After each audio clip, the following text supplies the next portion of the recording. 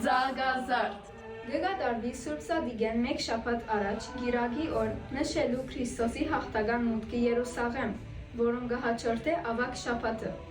Ձագազարդը հռչակված է նաև մանուկներու օրհնության օր։ Ձագազարդին առավոտյան կգադարվի ժամերկություն եւ անթաստանի գարկ, որը երբ օրհնված ցիթենի ջղեր կբաժնվին հավատացյալ ժողովրդին, որոնք կբախվին մինչև հաջորդ ձագազարդ։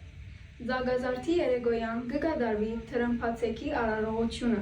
կբացվին եկեղեցվո խորանին բարակույրը, խորհրդանշելով Տիրոջ երկրորդ գալուստը, աշխարհի վախճանը եւ վերջին թալաստանը։ Հիսուս իշուգիմը վրա նստած կմտնե Երուսաղեմ։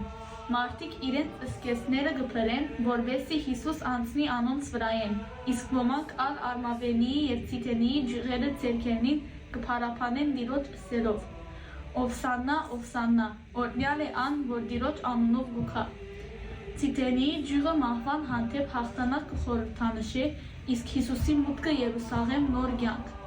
Հիսուսի առջև հանդերձներ նետերը կխորհրդանշե մեղքերեն ազատվիլ, իսկ իշուգիմը վրա մուտքը խոնարհության եւ խաղաղության իմաստ ունի։